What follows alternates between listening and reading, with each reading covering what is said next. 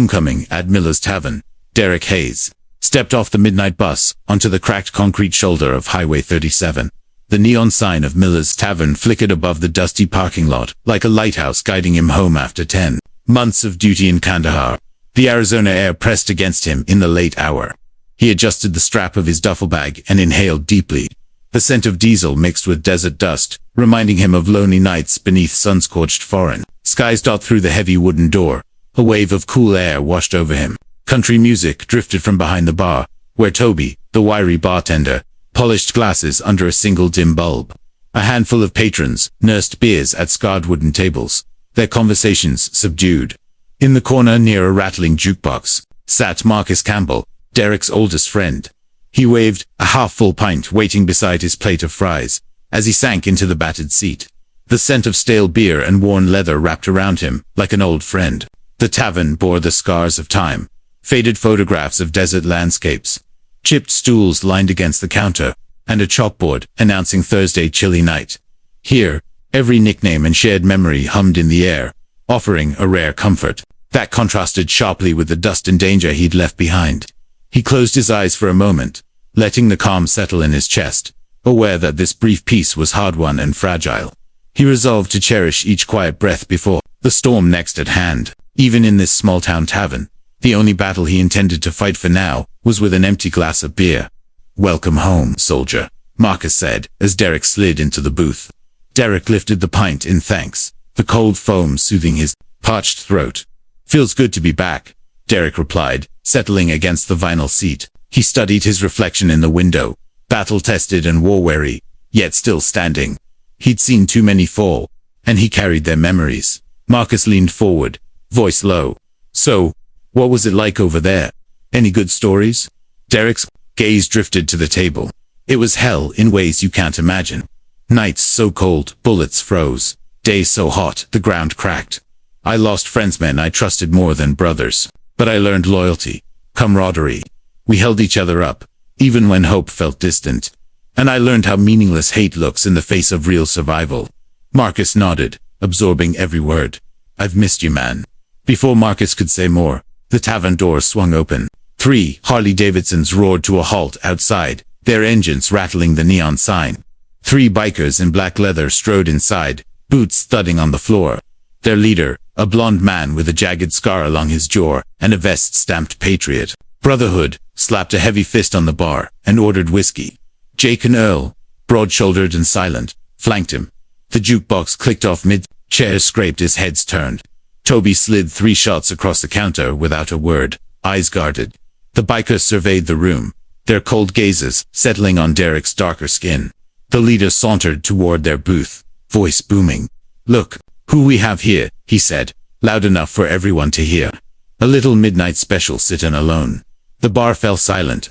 Marcus's hand hovered near his knife. The other patrons watched with tense curiosity. Derrick set his glass down, meeting the biker's gaze. "Mind your own business," he said evenly. The biker's lips curved into a sneer. "What are you, nigger?" he jeered. A hush gripped the room. Derrick felt the sting of the insult, but he refused to let anger rule him. He rose from the booth, legs firm beneath him. His military training demanded calm precision. "I'm American," Derrick replied. "I served this country." Laughter rippled behind the leader. Jake and Earl snorted. The leader's expression hardened as he stepped closer. Personal space, evaporating. "You think that makes you special," he snarled. "You ain't nothing here." Derrick squared his shoulders. Being special never meant anything in Kandahar. But honor does. The biker's fist rose. Time stretched. Patrons edged back.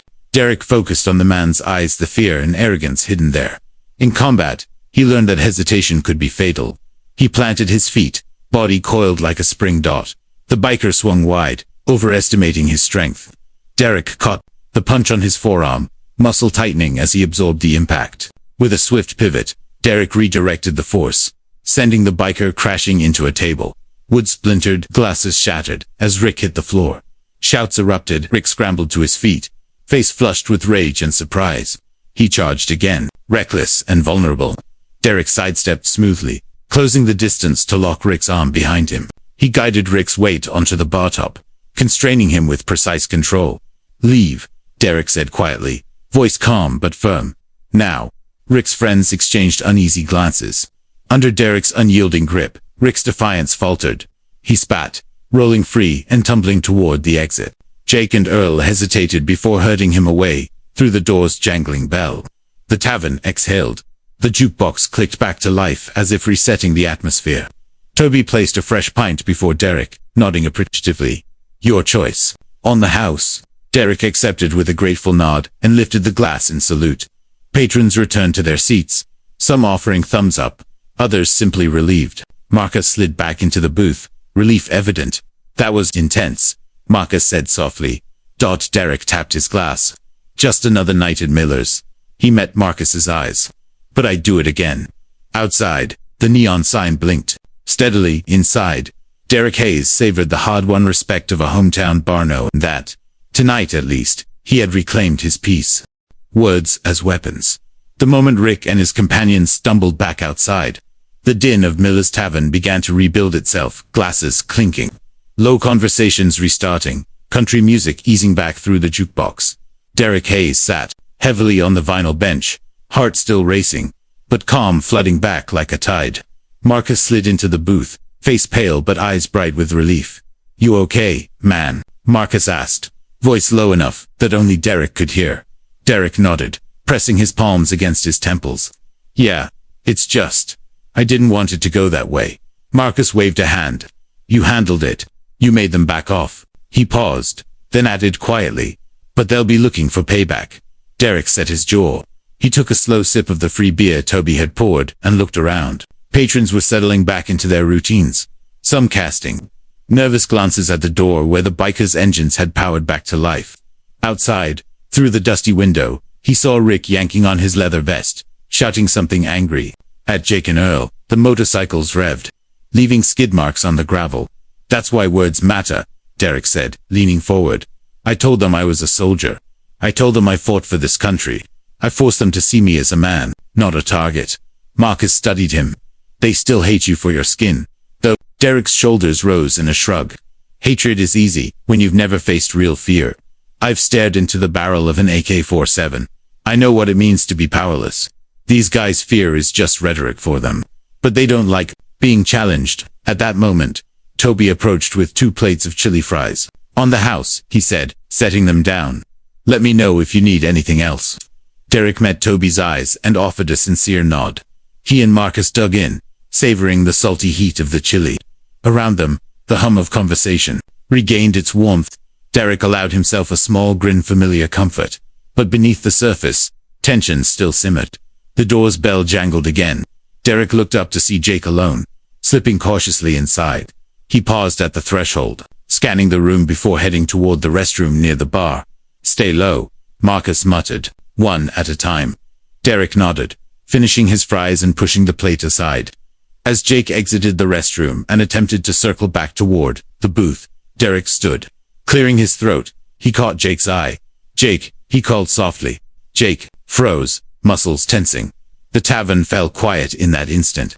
Several patrons watched wide-eyed. Derrick took a measured step forward. I don't want to fight you, but if you come at me, you'll find I'm the opposite of an easy target. Jake's jaw tightened. He took another step closer. Derrick held his ground, eyes steady. You think Rick's tough? Derrick continued. Quietly, he called me names. I stood my ground. You'd think Jake will be any different. Behind Jake, patrons shifted, uncomfortable. Marcus rose, hand hovering near a chair, ready if needed. But Derrick raised a calming hand, signaling no escalation. Jake's face flickered in guard confusion, then something else. In his eyes, Derrick saw a moment of recognition, pride wrestling with caution. Slowly, Jake took a breath and stepped back. Fuck this, Jake spat, turning on his heel. He bolted for the door, leaving the tavern even quieter than before. Collective exhale swept through the room. Derrick returned to the booth, sitting heavily. Marcus clapped him on the shoulder. You just broke 2 of them with words, Marcus whispered, and 1 physical move. Derrick smiled wryly. Better to break them before they break me. Marcus nodded, eyes somber. You ready to leave? Derrick glanced at the clock. 1:15 a.m.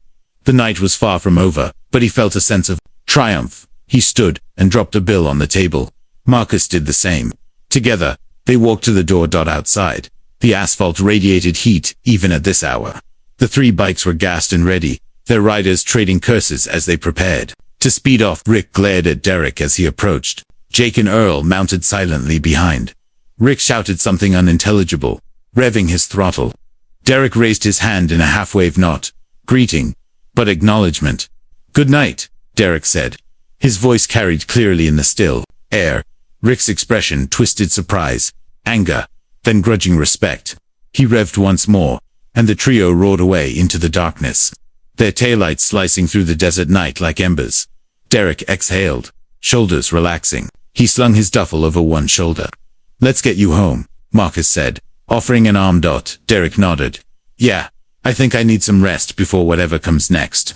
As they strode toward the bus stop, the neon glow of Miller's Tavern faded behind them, leaving only the promise of dawn and the certainty that the weapon he wielded best was not his fists, but his unbreakable will. Shadows at dawn. Dawn's first pale light slanted through the dusty blinds of Derrick Hayes' small rented room on Main Street. He lay awake on the narrow cot, every muscle twitching with the residue of adrenaline and exhaustion. The previous night's confrontation replayed in his mind like a fractured reel. Rick's sneer, the shattering of glass, the roar of engines fading into desert darkness.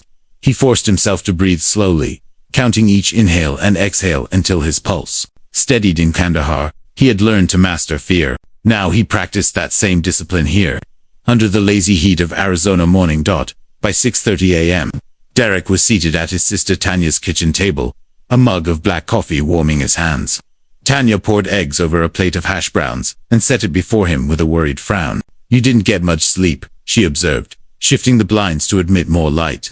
Derrick nodded, grateful for the familiar care of home. She hovered in the doorway, concern etched on her face. "Are you sure you're okay?" he offered, a reassuring smile. "I'm fine, just on guard."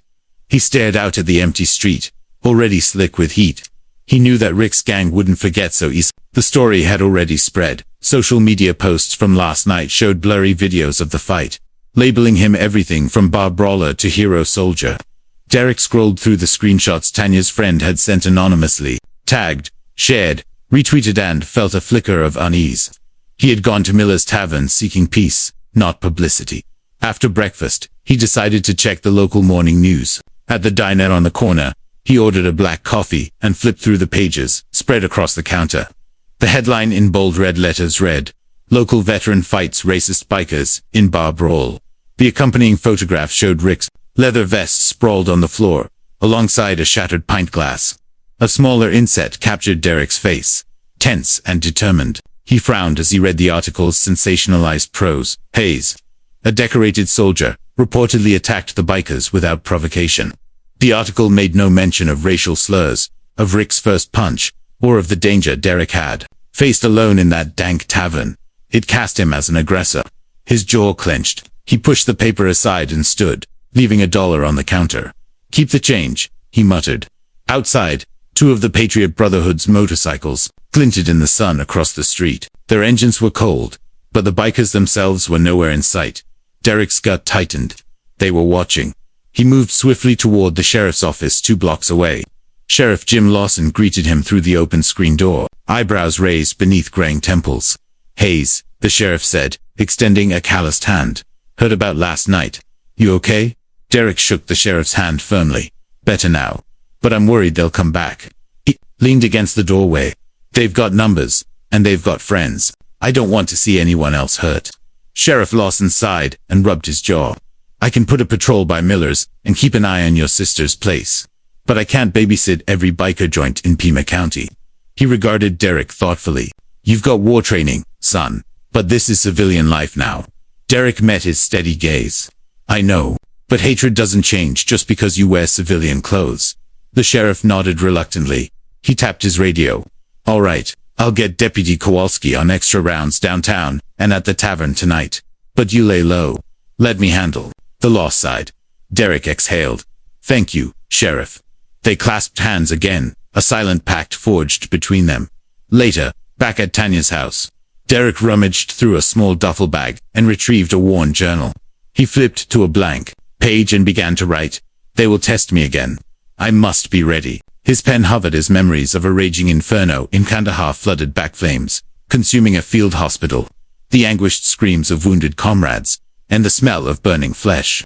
He had helped evacuate the injured under mortar fire, refusing to leave anyone behind. He vowed then to stand between the innocent and violence. Now, across the world, that vow felt no less binding. As afternoon heat climbed, Derrick made his way to the Veterans of Foreign Wars Hall on Elm Street. The sign outside swung on rusty hinges. VFW Post 427. All are welcome. Inside, the air smelled of linseed oil and linoleum. A group of veterans gathered around a pool table. They paused their game and greeted Derrick with nods and handshakes. He found Frank McAllister, retired Marine, and longtime friend Soda behind the bar. Derrick Mac boomed, embracing him. Heard you tussled with some bikers. You all right, son? Derrick smiled. Survived. He recounted the details in brief, careful tones. Mac's face darkened. Those Patriot Brotherhood types been bad news. Been hearing whispers they're planning something bigger than barroom antics. Derrick exchanged a glance with Mac. I want to speak at the meeting tonight. Tell them exactly what happened. Mac hesitated. Could rile things up further. He paused, then placed a hand on Derrick's shoulder. But people need to know. If we keep silent, their hate grows in shadows. By early evening, the hall, filled with veterans and community members, drawn by posters pinned on telephone poles. Town Hall, hate has no home here. Derrick stood at the podium beneath a faded American flag. He felt the familiar quiet, before action, like the calm, before a mission briefing. The crowd hushed. He spoke plainly. Last night, 3 men in leather invaded a local tavern and used racial slurs against me. They attacked me because of the color of my skin, in a town that welcomed me home. He paused, letting his words settle. I defended myself. I defended the right to be treated with dignity. I stand here not to brag, but to say, we cannot tolerate hate. Murmurs of agreement rippled through the room. Hands rose to clap. Grave sites of sacrifice in foreign deserts gave him the confidence to speak truth here at home.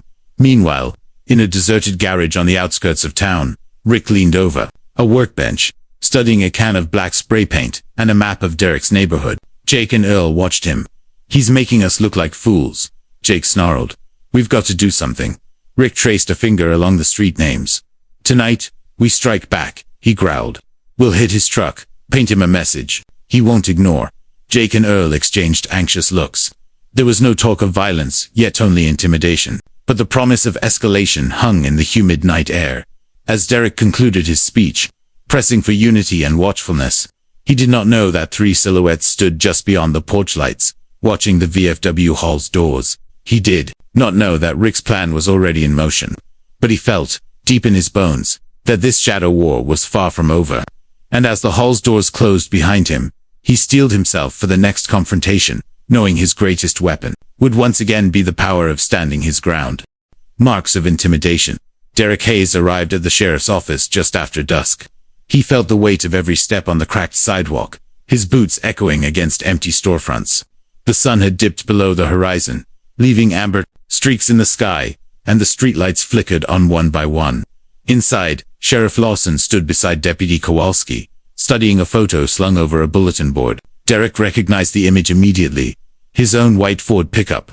The tailgate smeared with black spray paint, spelling out a racial slur and a crude skull symbol. You seeing this?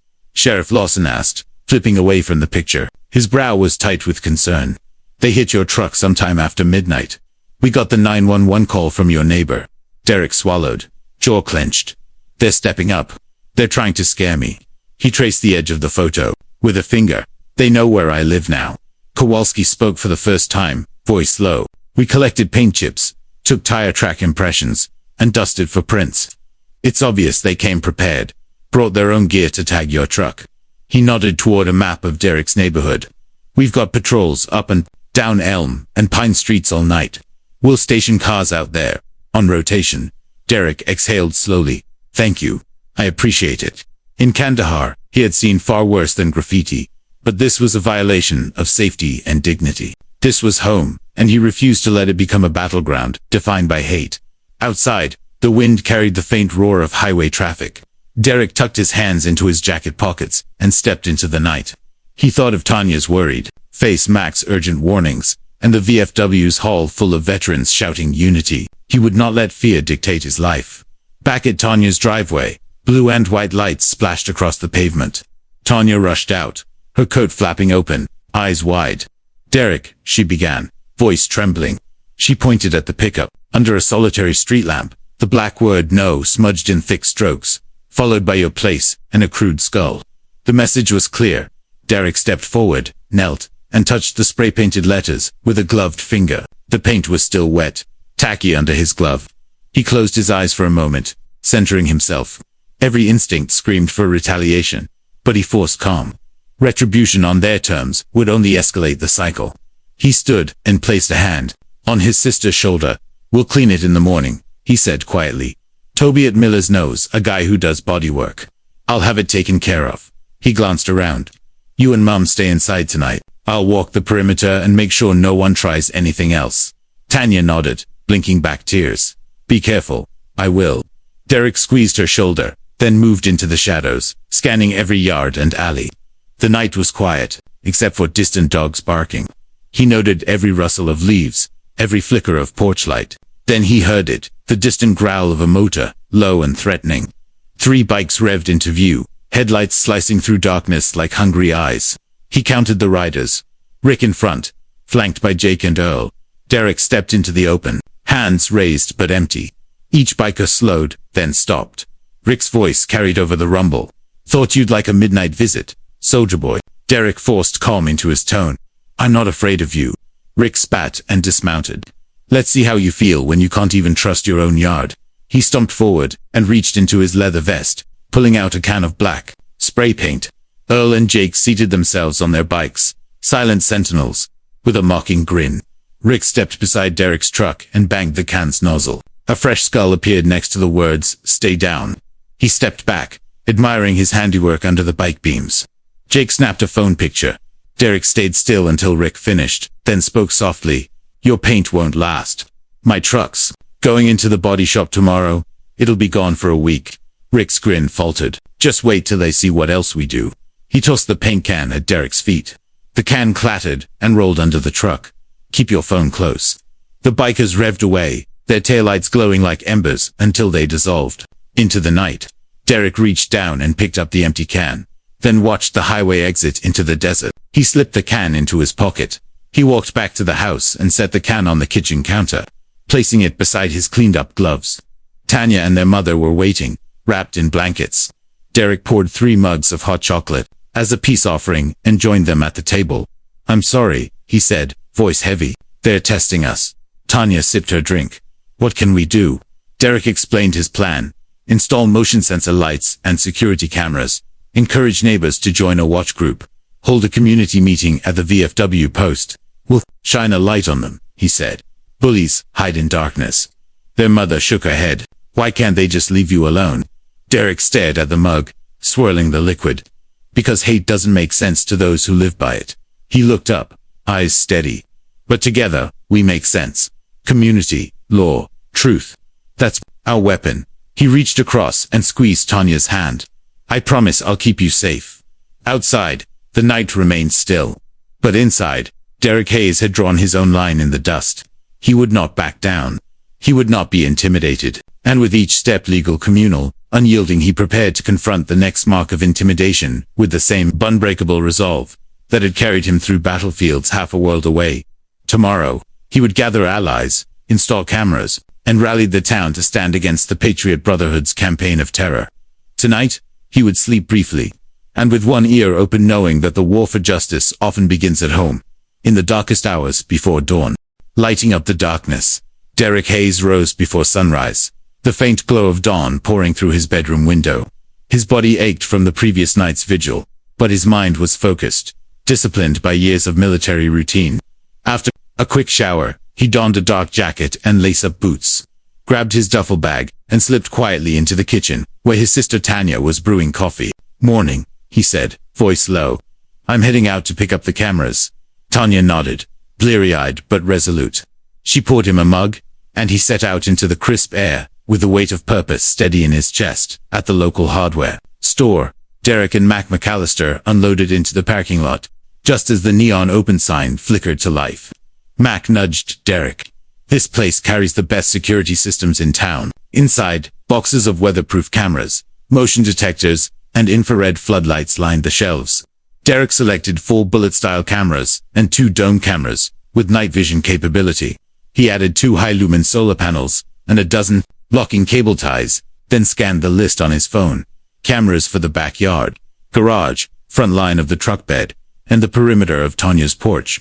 Mac loaded the gear into the back of Derrick's pickup, shifting boxes to keep the weight balanced. As they drove back, Derrick outlined his plan. I'll mount 2 on the house, 1 by the front window, 1 above the garage door, 2 more on the truck's bed rail.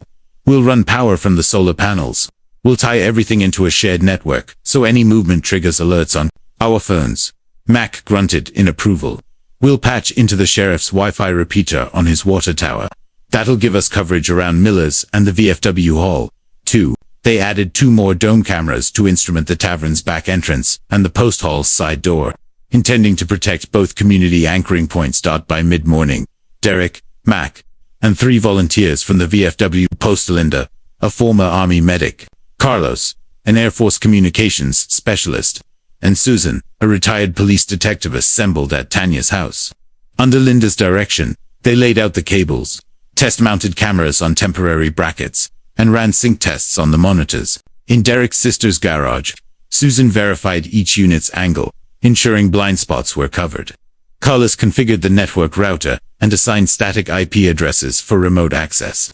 Derrick supervised, ticking off items on his checklist. Neighbors peeked from porches as cameras rotated in place, their lenses blinking red in calibration. By noon, every camera was live, streaming to a secured cloud server monitored on Derrick's phone. Tanya stepped outside with 2 pitchers of lemonade. You think this is enough? She asked, wiping her brow. Derrick placed a hand on her shoulder. It's a start. They wanted darkness. Now they have light. The neighborhood atmosphere shifted, a cautious optimism replacing fear. Mrs. Jenkins next door, an elderly widow who had stayed indoors since the initial harassment, emerged with her dog. She thanked Derrick with trembling voice and offered homemade cookies. Across the street, the Martinez family removed drawn shades for the first time in days. The small collective action bolstered Derrick's conviction.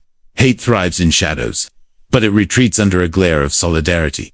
That evening, the VFW hall hummed with renewed energy as veterans and neighbors gathered for the meeting. Derrick had organized folding chairs circled beneath the old American flag and flanked a podium with a lone microphone. Sheriff Lawson arrived early, nodding gravely to Derrick as he took the stage. This is what community looks like, Derrick began, voice steady. He outlined the measures taken: cameras, patrol schedules, neighborhood watch rotations, and a shared hotline with the sheriff's office for any suspicious activity. He demonstrated the live feed from a camera trained on the Miller's Tavern back door, projecting the feed onto a portable screen. The grainy black and white image showed the empty walkway, but everyone in the room saw the power of vigilance. Susan described the chain of custody for any evidence captured. If any biker dares to come back, every move will be documented. We'll have timestamps, license plate readings, and clear images for prosecution. Carlos walked through the alert system. Every person here can install the app. If your phone buzzes at 2 a.m. with motion detected, you call 911, not relying on luck anymore. Murmurs of agreement rolled through the room, punctuated by the occasional clink of coffee cups. As Derrick spoke, his thoughts drifted to the biker's likely reaction. He had seen enough mob tactics overseas to know that pushback was inevitable, but he believed in the power of foundations, law enforcement, technological deterrence, and a united community voice. He closed with a call to action. Tonight, we light up the darkness. Tomorrow, we stand ready. We will not let hate push us back into fear. We stand together. Hands rose in applause, some timid, some fervent. Sheriff Lawson stepped forward to address the crowd. I've added extra deputies tonight. We have your backs. He swept the room with a steady gaze. Hate will not have a home here. After the meeting, Derrick lingered by the screen, watching neighbors sign up on tablets to receive alerts and assign watch shifts. Linda handed him a cup of strong black coffee. You did good, she said quietly. Derrick offered a tired smile. It's not just me. It's all of us. Outside, under a sliver of moon, Rick and his gang stood huddled near the tavern's back exit. They stared at a glowing phone screen where they had attempted to spray graffiti earlier that evening, but the camera had caught them. Rick scrolled through the time-stamped snapshots. His own leering face, the can in his hand, the tavern wall behind him. His jaw tightened as the others glared. "They're watching every move," Jake whispered. Earl's voice quavered. "What do we do now?" Rick's lips curled into a snarl. "We go back farther next time. We hit harder." He crushed the phone in his fist. But as they melted into the night, the cameras continued their silent vigil, lenses reflecting the moonlight. In every corner of Derrick's neighborhood, watchful eyes glowed red, and alerts pulsed across phones. The darkness into which the bikers once rode in confidence was now tracked, scrutinized, and illuminated. Derrick left the hall with Mac at his side, stepping into a night that no longer felt empty. The war he fought had changed theaters from desert outposts to suburban streets, but his mission remained the same: protect the innocent, stand against hate, and ensure that those who dared to threaten his community faced a full measure of justice. And as the cameras recorded every inch of the night, Derrick Hayes stood ready, unwavering, prepared to confront whatever came next. Sting in the shadows, midnight settled like a suffocating blanket over Miller's Tavern and the surrounding streets. Inside Tanya's garage, screens glowed with grayscale images, the empty VFW back door, the silent driveway by Derrick's pickup, and the dim alley behind the tavern. The hush was broken only by the faint hum of the router and the occasional chime of a motion alert. Derrick Hayes sat at a folding table, earbuds in place, eyes locked on the feed. He had instructed Deputy Kowalski to position patrol cars nearby, lights off, engines idling. Tonight, they would catch Rick and his gang in the act. At exactly 12:07 a.m., a red indicator lit up on the tavern's back entrance camera.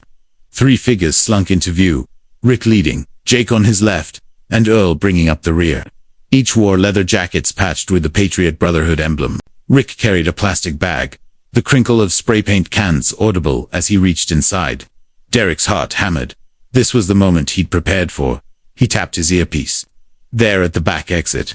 2 cars to block the alley. On Pine Street, one at the north end of Elm. Deputy Kowalski and Deputy Perez are in position. "I need you to be ready on my mark." His voice was calm but carried unambiguous authority. In the garage, Mac, McAllister, Tanya, Carlos, and Susan manned laptops and radios. Marcus hovered beside Derrick, gloved hands clenched around a flashlight baton. Outside, the deputies twisted off their headlights and crouched behind squad cars. Patrol dogs lay in the back seats, eager, harnessed. The murmured instruction passed, quietly through cracks in the windows. "Hold until I say now." Derrick watched as Rick knelt by the side of the tavern's brick wall, shaking a can of black paint. Beside him, Jake removed a roll of electrician's tape, and Earl held a bag of nails. They intended to sabotage the tavern's back door and puncture Derrick's tires. Derrick counted down under his breath. 3, 2, 1. Now, he keyed his radio. "Police. Freeze." The deputies simultaneously flipped on spotlights and emerged, badges shining, hands where we can see them. Deputy Kowalski shouted, weapon drawn but leveled at the ground. The bikers jerked upright in panic. Rick spun, eyes wide, while Jake lurched backwards, tripping over a stray plank. Earl bolted toward the alley, but Perez blocked his path. "Don't move," Perez commanded. From behind, Susan and Carlos rounded the corner, sealing off any escape. Lights flooded the alley, and the bikers were trapped in a crystalline moment of blatant guilt. Rick snatched a spray can and hurled it wildly, its hiss echoing against brick. But it clattered harmlessly against the pavement. Jake reached for his jacket's breast pocket, perhaps for a weapon, but met the unwavering barrel of Kowalski's service pistol. "Drop it," the deputy bellowed. Rick threw his hands up, fury and frustration contorting his face. "You can't touch me, soldier boy." His threat died at the intersection of 2 more deputies steadying their shotguns at the group's flanks. Marcus stepped forward, announcing in a clear, steady voice, "I am a witness. They intended to vandalize the tavern and slash my brother's tires." His stance was imposing in the bright floodlight, baton in one hand, shoulder insignia of the veterans of foreign wars catching a gleam. The deputies read Rick and Jake their rights while cuffing them. Earl slumped against the brick wall, shoulders shaking as he realized he would be booked and fingerprinted. Under the glare of spotlights, the tavern's back entrance bore fresh drips of black paint and scattered nails, a crime scene. Derrick approached, slipping out of the garage's shadows, each step echoing on the pavement.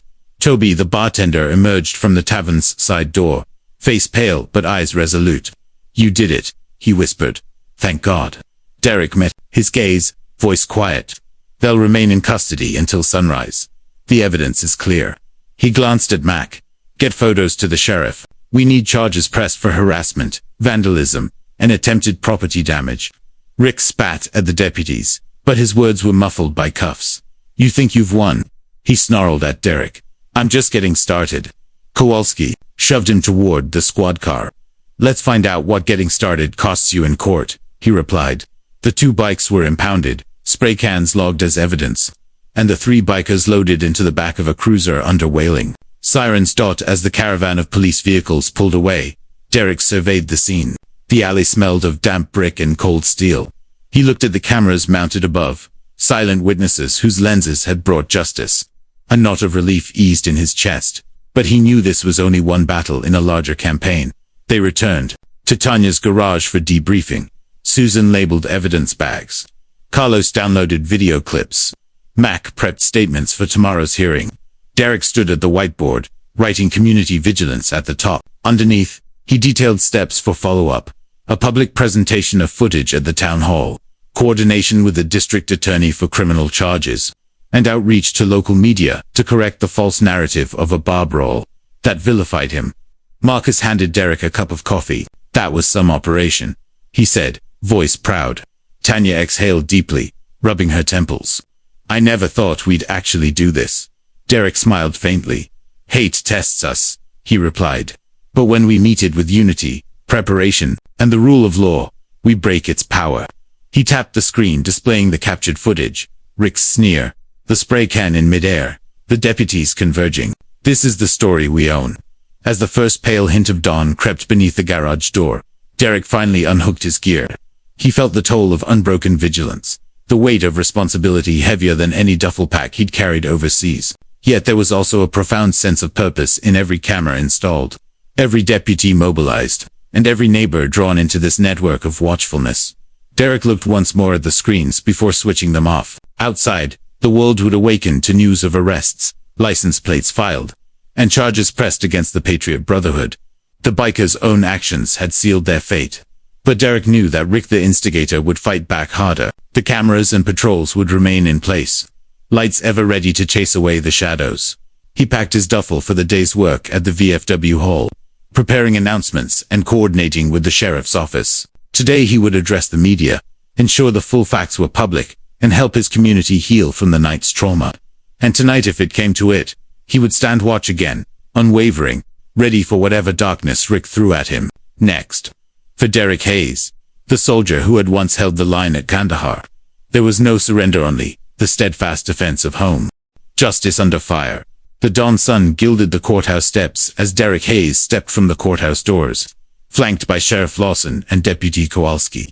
A crowd of reporters, photographers, and curious townspeople had gathered, their cameras and notepads pointed expectantly.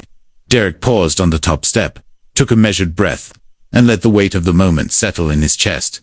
This was the public reckoning he had prepared for, the definitive counter to last night's shadow war. Inside the marble temple of justice, the bail hearing for Rick, Jake, and Earl unfolded with solemn gravity. The county prosecutor displayed the evidence, high-definition video of the trio creeping toward Miller's Tavern, cans of spray paint in hand, timestamps and GPS metadata, tying each snap of the shutter to their leather-clad silhouettes. The trove of nails and tampering tools they'd stashed in bike saddlebags. The defense attorney, a lanky private counsel in a crisp navy suit, argued for minimal bail, claiming his clients were respectable community members, and that no real harm was done. He brushed aside the racial slurs as he said, and minimized the violence. When Rick took the stand, his voice trembled as he insisted he was just calling out a perceived city boy who didn't belong. Derrick listened from the witness stand, heart hammering but mind serene. He recounted the insults, the threats, the midnight attack on his sister's home, and the careful plotting that had targeted not only his vehicle, but the safety of every family on the block. He described the moment Rick swung for the bar, and then the calculated return, slashing at his tires, painting death's promise on steel and wood. The courtroom was hushed. Even the judge's forehead creased with concern. When Derrick concluded, he met Rick's glare without flinching. I defended my home, he said. I defended my family. You came armed with hate. Now you must answer for it. Outside, the press pack jostled for position. Derrick fielded questions with a calm authority cultivated in combat zones. "This isn't just about me," he said, into the microphone. "It's about every neighbor who deserves to walk home without fear. We've shown that hate cannot hide in darkness. We will not let it intimidate or divide us." Social media streams exploded with clips of his testimony, and his rallying words #Hayes stands tall began trending regionally. Phone notifications pinged relentlessly as allies and strangers alike sent messages of support. Tanya, standing a few paces behind him, wiped tears from her eyes but smiled fiercely. By mid-afternoon, Judge Carlisle returned to the bench. He studied the faces before him, the defiance in Rick's narrowing eyes, the pallor of Jake and Earl, the resolute calm of Derrick flanked by uniformed deputies. In measured tones, he announced bail of $50,000 each, citing the severity of hate-motivated harassment, attempted criminal mischief, and the potential for further intimidation. He imposed a protective order, no contact with Derrick or his family, and surrender of all weapons and motorcycle keys. The biker trio exchanged stunned glances. They had expected a slap on the wrist, not real consequences. As the defendants were led away in restraints, Rick's last look was a silent vow, his lips curved in a menacing half-smile that promised the war was far from over. Derrick clenched his jaw, but lifted his shoulders. Justice had been served today, but the battle for community safety would continue. That evening, the VFW hall overflowed with supporters, celebrating a small but significant victory. Patriotic bunting fluttered in the breeze from open windows. The aroma of hot coffee and fried chicken scented the air. A projector screen displayed footage from the raid and the hearing, overlaid with real-time captions describing the charges and bail conditions. Sheriff Lawson took to the podium first, praising the community's zero tolerance for hate and promising continued patrols on suspicious motorcycle convoys. Susan, the retired detective, spoke next, outlining how to document any future incidents and the importance of preserving chain of custody. When Derrick rose to address the crowd, the hall fell silent. He acknowledged the volunteers who had installed cameras, the deputies who had stood ready in the dark, and every neighbor who had joined the watch group. "Tonight," he said, voice steady, "we showed that solidarity is our greatest weapon. But our fight remains. We must keep our streets safe, hold our institutions accountable, and never forget that hate must be met with action." Applause thundered, but Derrick's eyes stayed fixed on the screen, watching Rick's features in the grainy frame, a reminder that evil could return. Later, as the crowd thinned and the veterans drifted into quiet conversation over last cups of coffee, Derrick walked outside with Marcus and Tanya. The night air was cool, scented with sagebrush and 2 distant howls from coyotes. Marcus clapped him on the shoulder. "You did it, brother," he said softly. Tanya leaned against Derrick's arm, exhausted but proud. Derrick stared at the moonlit horizon. "They'll find a way to strike back," he said. "It's in their blood now."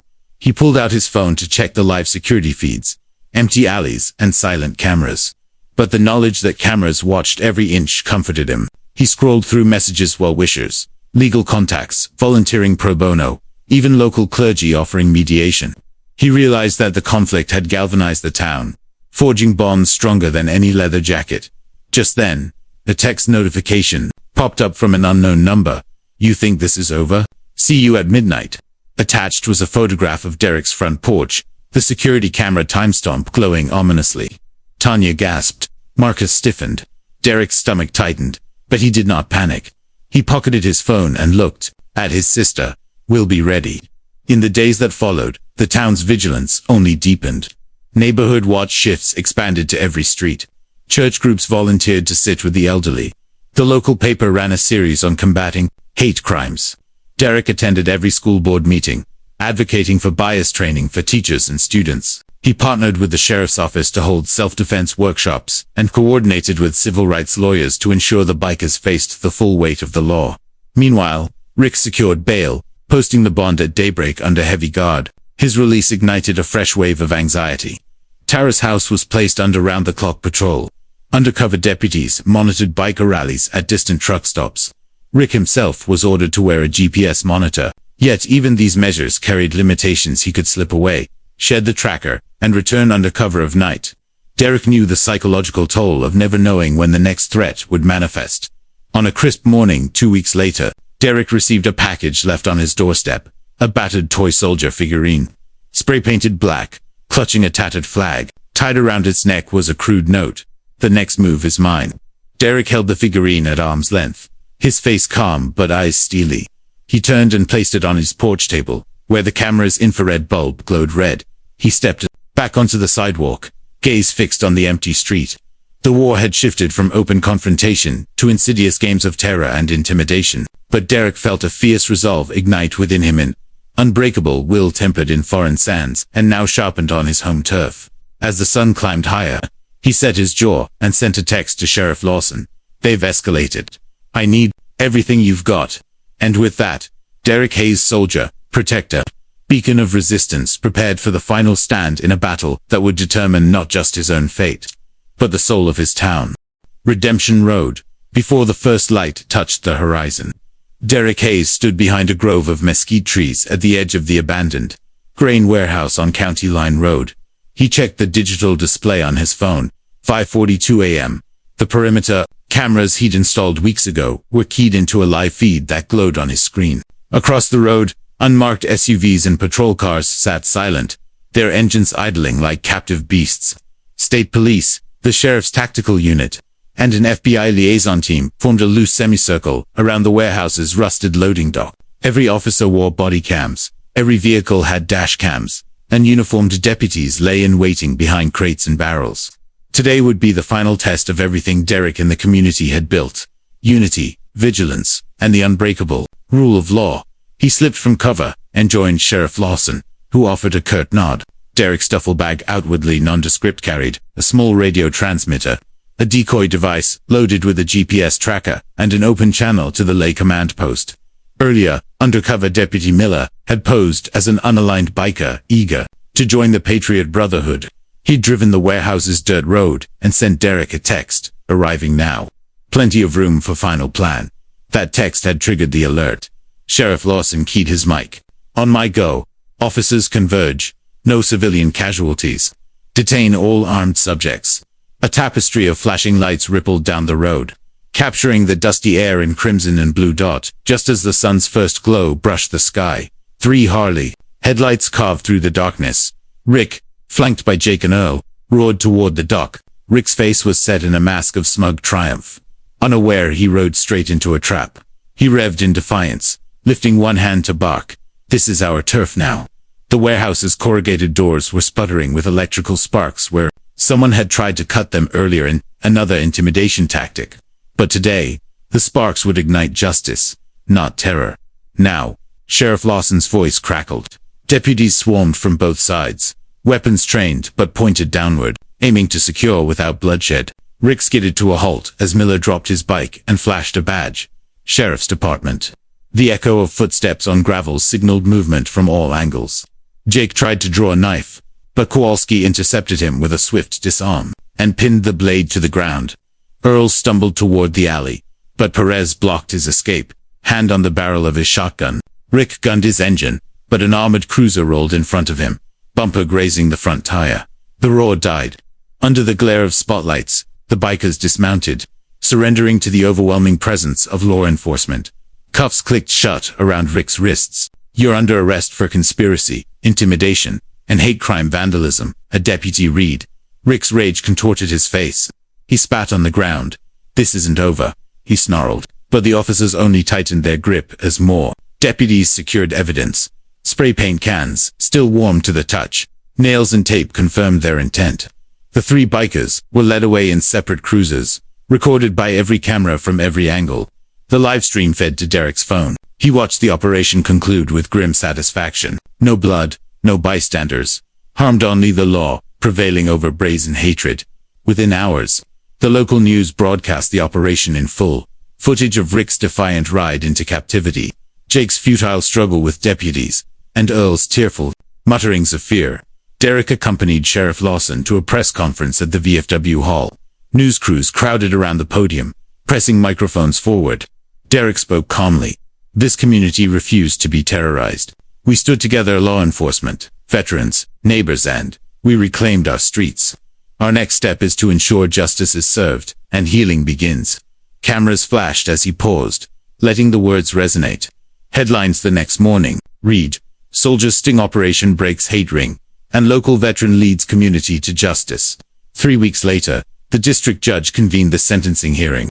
The courtroom was packed, locals wearing unity over hate buttons, media crews setting up tripods, and Rick, Jake, and Earl, in orange jumpsuits, behind the defense table. The prosecutor outlined the string of crimes: hate speech, conspiracy, multiple counts of vandalism, and attempted intimidation. He recommended stiff sentences to deter future action. Then the defense attorney rose, pleading for leniency, citing his client's difficult backgrounds and community ties. Rick, eyes glazed, watched Derrick from across the room as the judge tapped the gavel. When the judge offered his ruling, a combination of prison time, probation, and mandatory bias education programs, he surprised everyone. However, the judge announced, because Mr. Hayes and the community have undertaken a comprehensive restorative justice initiative, including victim offender mediation and service on community improvement projects, I will reduce the sentences by 20% each. Let the record reflect that this court endorses the healing approach demonstrated here. Gasps rippled through the courtroom. The prosecutor's jaw tightened. The defense attorney blinked in disbelief. Derrick felt his pulse quicken, not from triumph, but from the weight of what he'd done. The next morning, Derrick stood in the center of Miller's Tavern's parking lot, which had been cordoned off for a community motorcycle ride. A long ribbon stretched across the entrance, printed with the names of sponsors, local businesses, the VFW post, even the sheriff's department. Rows of motorcycles lined up, brightly polished Harleys from the Patriot Brotherhood, alongside sleek sport bikes ridden by black veterans and allies. Neighbors gathered behind folding chairs, children waving flags, and a band setting up under a canopy. At the front row, Rick, flanked by Jake and Earl, now outfitted in standard issue VFW shirt, stood awkwardly next to Derrick, who wore his dress uniform jacket over jeans. Derrick tapped the microphone. Today, we ride not to fight hate, but to leave it behind, he said. These men here, he gestured to the former bikers, made wrong choices. They owned their actions, and they've agreed to give back to the community they tried to terrorize. We ride to support veterans, to fund scholarships for at-risk youth, and to show that unity can triumph over division. The crowd erupted into applause. Rick's face flushed. He nodded slowly, stepping forward as the ribbon was cut. Engines roared in harmony. The procession rolled out on the highway, motorcycles in V formation, riding under a perfect blue sky. Derrick led the pack, his black Ford pickup bearing the VFW logo trailing behind. On each bike, the riders carried banners, healing through action. Together, we stand, no room for hate. Local news helicopters whirred overhead, capturing the spectacle for statewide broadcasts. For miles, drivers pulled over to watch the unprecedented alliance of former adversaries, riding as equals. That evening, at the VFW Hall's banquet, Derrick sat at a long table with his sister Tanya, Sheriff Lawson, Mac, and astonishingly Rick's mother, who had flown in from out of state. Plates of barbecue and pasta salads lined the table, and the din of laughter filled the air. Derrick raised his glass. To a community that chose courage over fear, conviction over vengeance, and redemption over resentment, he said. Glasses, clinked Rick, voice low. Added, to Derrick, who showed me what honor really means. His words hung in the warm, smoky air like a benediction. As the hall emptied, Derrick stepped outside, the night sky ablaze with stars. The motorcycles were parked neatly under floodlights, and their riders chatted in small groups. Tanya slipped her hand into his. He gazed at the federal building across the street, once a fortress of suspicion, now a place where justice and mercy had intertwined. He felt the nighttime breeze cool, the day's heat, carrying the echoes of vengeance and the promise of dawn. Derrick turned to face the gathering, quiet now, but still alive with camaraderie. He realized that this final act, forging a path to redemption rather than vengeance, had stunned everyone. Law enforcement, neighbors, even the bikers themselves. He had turned fear into forgiveness, conflict into community. In that moment, Derrick Hayes knew he had won a victory far greater than arrests and bail hearings. He had demonstrated the transformative power of standing one's ground while extending a hand. And as the music drifted from the open hall, the last image etched in Derrick's mind was of former enemies, locked in conversation and laughter, their motorcycles shining like forged steel under the moon. His next move, choosing redemption, had indeed stunned everyone, but most of all, it had changed a town and, perhaps, a few hardened hearts forever.